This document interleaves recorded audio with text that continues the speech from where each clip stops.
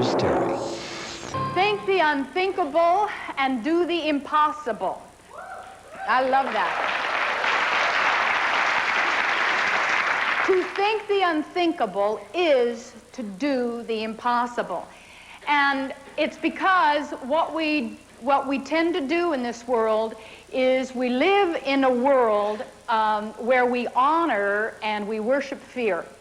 And we honor and we worship a false god. Now, a false god is a false god. And what we do is we try and first make ourselves God.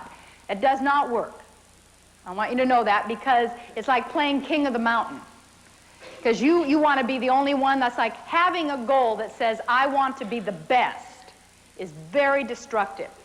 Because that is somewhere in that you are trying to be better than someone, because you're afraid that you're worse than, and they're two sides of the same coin. You know, a superiority complex is the exact same thing as an inferiority complex. They're both the same. So, so what we want to do is to realize that if you live in the world and you make the world your god, you make flesh or mammon the god, you make fear your god. So what you do is you think the kind of thoughts that serve the god that you worship. See, that's how you know what God you're serving. Watch what you think. It's very easy. Watch what you think. And because you are a thought in the mind of God, when you realize that you belong to God, God is not in you, folks. That is to think you're bigger than God. God's in me. Really, where is it? The little teeny box right inside is where God, I keep God inside of me, you know. No, you are in God, you are absorbed with God, because God is all that you are. But when we try and make ourselves God, that means we try and make things happen, and so therefore naturally you're afraid. When you think you're in charge of your life, you're naturally afraid. And then what you're going to do is you're going to try and make things happen. And most of the kind of stuff that we try and make happen is to safeguard us from an eventual attack that we fear. And we fear attack because we attack. See, when you give up attack, you don't fear attack, because you would attack no one. So you're not afraid that someone's going to attack you. Why would you be afraid if someone was going to attack you and you didn't attack them? They might even try and attack you and you laugh. You know, all you have to do is someone sets up a game that says, okay, we're going to play a war game. You don't play. What are they going to do? Oh, well, they'll kill us and they'll beat us up and they'll do all these things. That's if you serve a false god and you think that the things that you think are real. So most people are thinking the impossible all the time in the sense, in the terms of, or in the sense of, the impossible is that which you fear. See, that's what's really impossible, because that's not your true nature. So what we have to do is we have to shift into another realm. We have to shift into the realm of spirit and the realm of love. And then we need to begin to think that that which we have called impossible or couldn't happen is the possible, it's the probable, and it's the real. See, I know the outcome is certain. That's why I have no fear that anything or anyone in the world could stop me. You know, have you ever heard people say, you better be careful, Terry, you're doing so well now, you can't afford to make any mistakes. I can afford to make all the mistakes I want.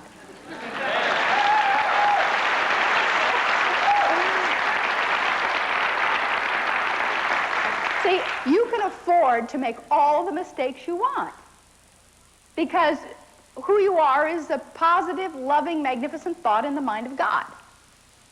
And so that when you begin to think in another realm and you begin to think of the truth of who you are, that which you've called impossible becomes the possible, it becomes the real, and it actually becomes what happens to you and all the time, and because it happens through you. Let me read something in the Bible here. It's in Luke 11, and it's verses 33 through 36, and it said, No man, when he hath lighted a candle, putteth in a secret place, neither under a bushel, but on a candlestick, that they which come in may see the light. Now, what you are is light. See, what you are is light. What you are is thought. What you are is love. What you are is what God is. See? Now, the light of the body is the eye. Now, there is inner and outer vision. If you live by outer vision, you say, oh, isn't that awful? Isn't that awful? That's impossible. I can't do that. This barrier is up. That person's in my way. This obstacle, I don't have any money. What will people think? You know, I mean, you go on and on and on following the thought line of fear. If you follow the thought line of fear, you follow the thought line of limitations. Well, after all, I have a body. There is time and space, you know. There is reality. There is what's real. Because after all, I've read it in the paper, I've read the statistics, I've talked to my friends. That doesn't say anything. See, talk to the people that are living the life you want to live, and they'll tell you what's real. See, if you talk to the people who aren't living the life that you want, they will be telling you about how they got the life they've got, and if you follow their train of thinking, you'll have theirs also, and it'll be then yours.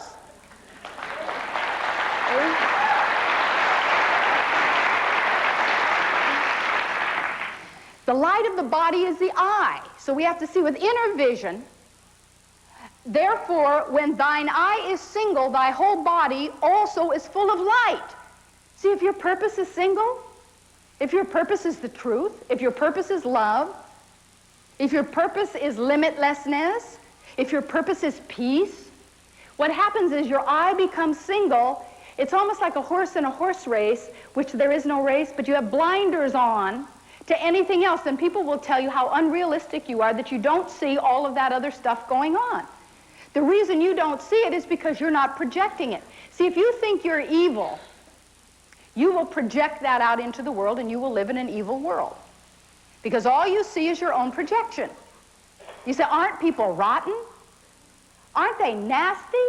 Aren't they horrible? They're out to get you. They're out to attack you. They stab you in the back. They want to murder you. They want to mug you. Who'd want to mug you? Who would want to steal your old junk? Who would want to take your life but you? See, who would want to do that? God doesn't want it because God's got it. Do you think God's going to have any more of you when you're dead? That's silly. God owns you now. God owns you. But you can't let God own you until you give yourself up to God. But if you think God's evil, say you don't want to give yourself up to God because you're going to be hurt. The only one who hurts you is you. The only one who limits you is you. So when you keep that eye single, and you have that eye full of light, which is full of the truth, full of love, see, choose only the thought system that you want to live and think it all the time. Every moment, if you get down, say, oh, I'm choosing another thought system. I don't choose that. Cancel. This is what I choose. Love, light, abundance, health, happiness, joy. And when you look at someone, you think, oh, God, they're rotten. Boy, that ex-mate of mine, nobody is worse. Remember when you thought they were hot stuff?